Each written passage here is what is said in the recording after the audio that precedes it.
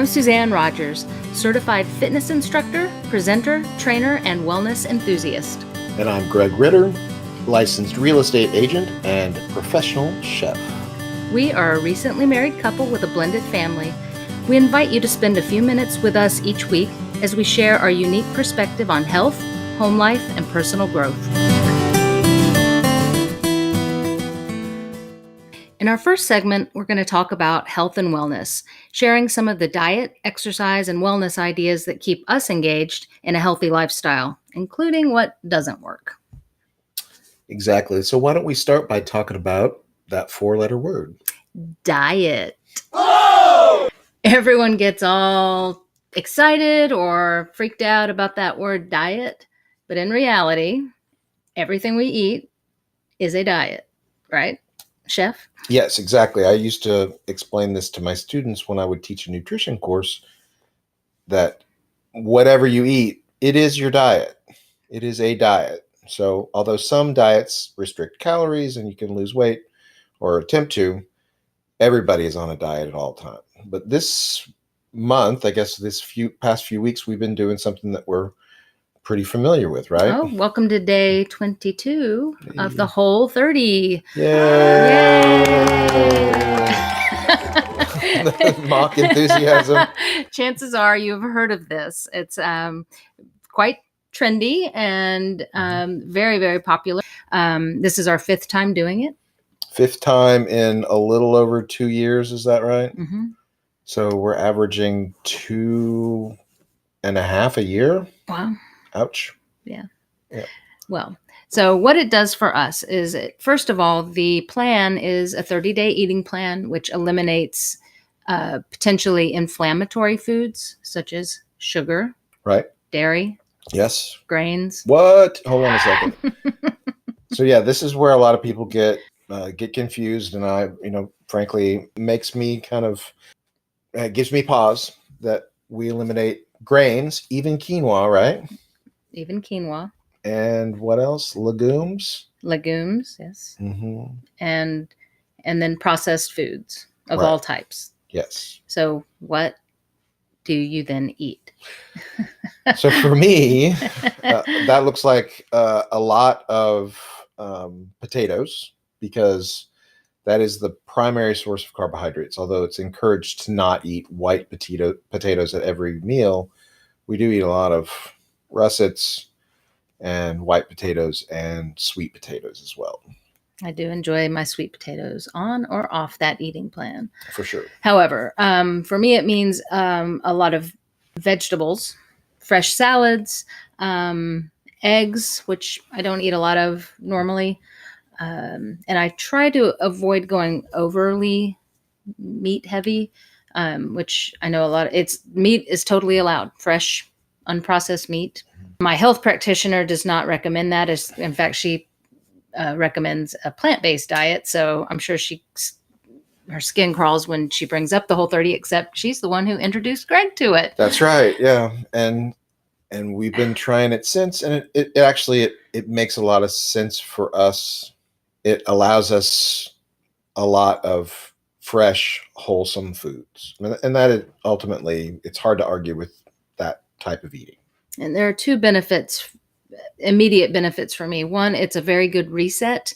And as the creator wanted this to be, it helps you evaluate your relationship with food and when are the go-tos. When do I want to just reach for sugar? When do I just want to reach for junk because I'm stressed or what have you? And you can certainly feel that. It feels very raw, like any other potential addiction or dependence. You find out where that is in food. But the other reason that I find it extra special is because it's the first activity that Greg and I did as a real team when we were dating, and we worked so well together that I realized then that if we could go through something as challenging as a food plan for 30 days and do it as successfully as we did, that we probably made a pretty good match. We did, and we still do. I also enjoy about the Whole30, forces you to focus on what's coming up. It makes you plan. And because if you don't plan on the whole 30, you might find yourself out there with not much or anything to eat. So, have you done the whole 30? Do you have any interest in it? Feel free to comment and leave your questions or statements about your experience on the whole 30. Yeah, good or bad, we'd love to hear it. And if you want to try it, we've got some great recipes and shopping lists that we'll be happy to share with you and kind of get you started on your journey and see what you think about it. Yes, absolutely. And as always, if you would like to leave a voicemail for us, just call us at 512-522-7097. Leave a voicemail and we may play it on the air for our other listeners to check out. So please give us a call or write us a message. We'd love to hear from you. In our second segment, we look at some of our favorite home products, life improvement strategies, and balancing family and careers. Today's topic may be a little bit unexpected, but I've found some joy in my life because of our vacuum cleaner. I actually received a vacuum cleaner for my Christmas present, and it's turned out to be amazing because it's a robo vacuum. Indeed, it is. The brand is Eufy, and maybe you've seen the Instagram post of Eufy with the camera on it.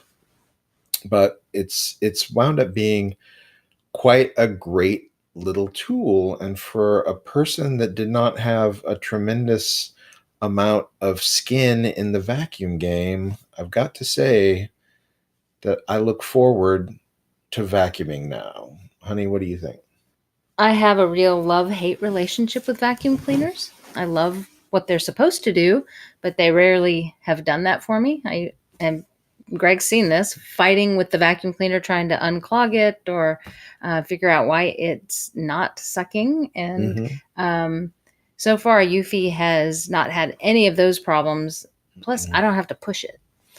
Exactly. Yeah. And when we first got it, I kind of had it in my mind that this would be something that was going on while we weren't here, and that would be sort of autonomous, and we would come home and just sort of not notice that it ever got dirty.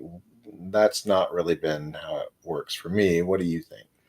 I think one, we've wanted to see how it works, so we've observed Eufy a lot as if it was a real life being. Second, we've discovered where Eufy tends to get stuck or lost. And so it helps to be home and kind of make sure the path is clear. And then our animals, our dog particularly, is really afraid of Eufy. Super, super afraid, yeah. So if we're not home and Eufy's scheduled to go off and the dog doesn't have anybody to help her through it, it's really traumatizing for her. So it is. Annie is not a fan, the least liking of all of the family members where Eufy is concerned. Yeah. So I think your question was, what was your question? Well, I mean, it's interactive. It is. It seems like we're there more when it's running as opposed to it running while we're away. Of course, Eufy does its own thing. So sometimes we'll come home and Eufy won't be on it at home on its little cradle.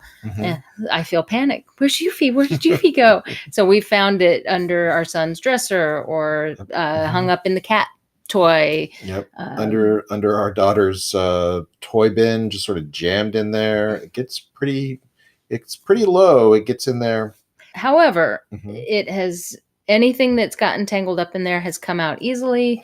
Eufy has not ever stopped working, just needs to be sent back to its home base and recharge, empty it out regularly, clean the filters, and it's super easy to do because it's tiny. Yes, and because it's so easy, you vacuum a lot more frequently, at least I do. You have to kind of make a pass around your space at first. You got to see make sure there's no, headphone cords laying around or charging cables, because that will get tangled up in there.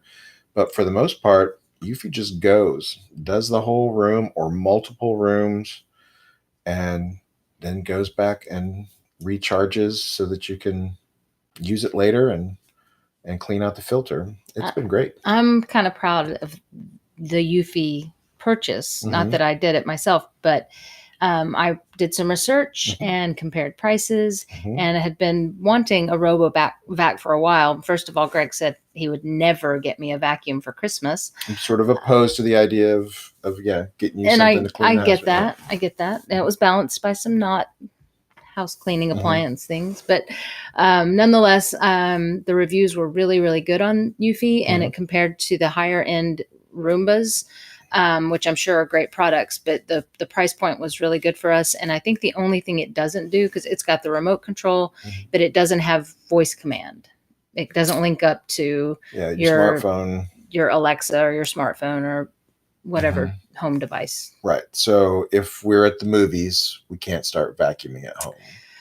I know it's pretty rough. It's rough. Unless you've programmed it, because you can You pre-program can it. program it, but if on a whim you would like for the house to be a little cleaner when you get home.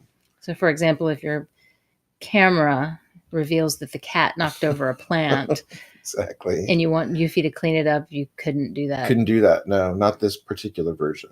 But it was also super affordable. Yeah. Which We don't quite have the home cam yet. we don't, not yet. But that's not to say that I don't want that. Sounds like a topic for future There's shows. definitely going to be some smart home discussions coming up because anything that you can put in place that makes your home life easier is certainly worth checking out. It's not for everybody, and certainly there's price points that have to be considered. But this for us, the sale price of the Eufy and what it does, as Martha Stewart would say, it's a good thing. Yeah, we may be late to the RoboVac party. Right. It may be like a thing for everybody. Yeah, everybody might have one. So tell us what you think of yours, and if you're going to keep upgrading as technology gets better. Yeah, we move ours from floor to floor. We don't have one for each floor. So that's something that I didn't realize that it would do, and it does it actually quite well. Love the RoboVac. So whether it's a Christmas present, birthday present, A present just for yourself. it does make life a lot easier and cuts down on cleaning time considerably because it does the work. Amen.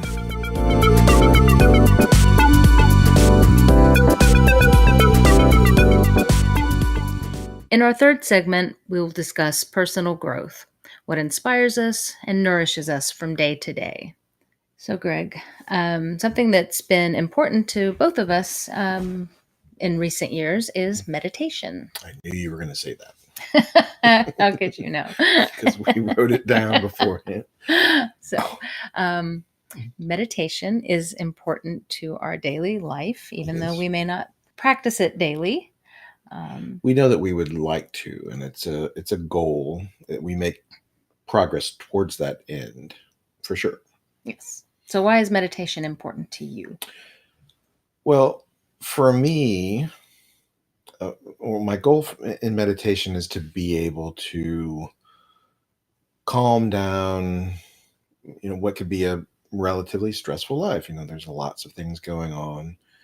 And in the practice of meditation, I am able to find a calmer place for my mind to go. When I train my mind to do that, I'm able to get there more easily. How about you? What is it about meditation that's attractive? Well, let me back up a minute and give a little context. Sure. Yep, that's good. For many people, meditation sounds like a long bearded man sitting on a hilltop or a hermit in a cave chanting or what have you, and very isolating and challenging. What I have come to learn is that meditation is a very comfortable and personal experience of just slowing down. So it can be a long drawn out quiet session Sure. where you get lost in your mind, or it can be uh, 2 minutes of just simply calming down, focusing, and recentering. So that ultimately is the goal. Those brief moments of calm get extended farther and farther and farther into the day, so that when challenges arise, which they always do, my mind will hopefully remain more calm in a situation because I've practiced being calm.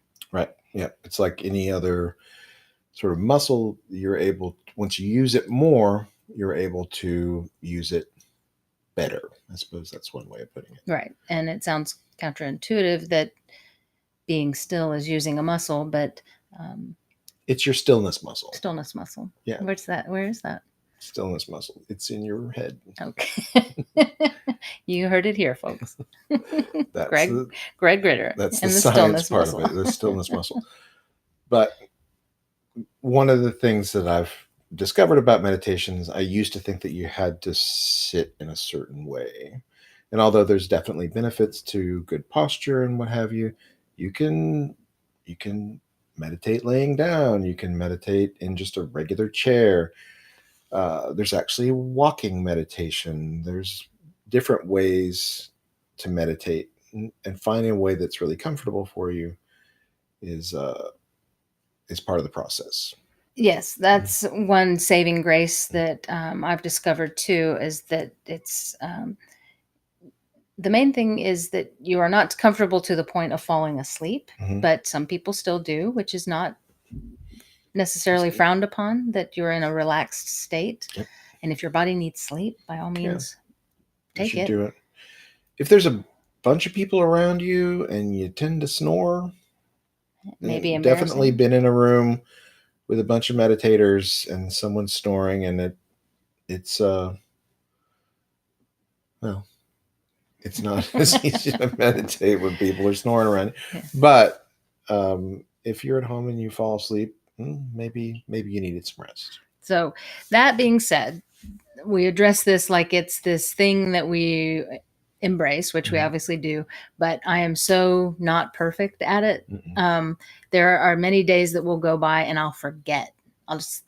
Even though I say that it's my practice, I completely forget to meditate because I'm busy and forget to schedule it in. So when I'm very organized about scheduling a time every day at the same time and actually sticking to that schedule, I'm going to be better at practicing it.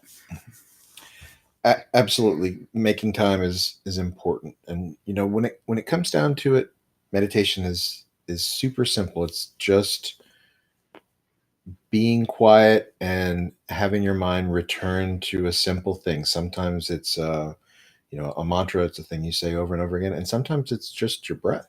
Sometimes it's just reminding yourself that you're thinking about your breath. And that's it. There are a lot of great tools available through apps or online tools. One of the things that I found to be super helpful was the Oprah and Deepak 21-day meditation opportunities. They're free. They offer them a few times a year free. And I've even went so far as to buy the sleep meditation series from Deepak so that I can listen to it. And if I'm feeling restless at night, I play that and I am out better than any sleeping aid. Absolutely. Check out the Oprah and Deepak stuff. Have you meditated in the past? Do you meditate now? Are there questions that you have about meditation? Definitely let us know your thoughts, experiences. We'd love to hear from you. And if you've got any tricks or tools or tips you'd like to share, let us know and we'll share them on the show.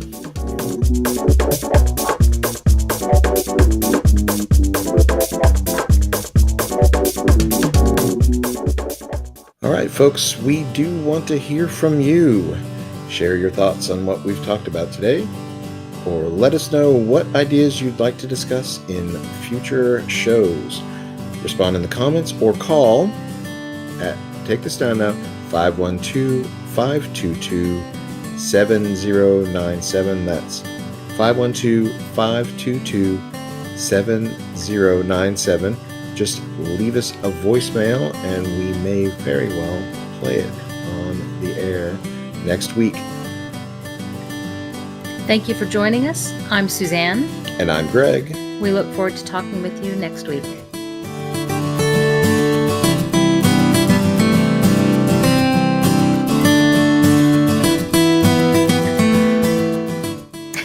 never would.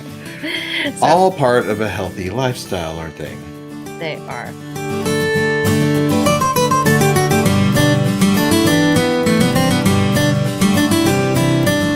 To weigh. Yeah. Poo poo.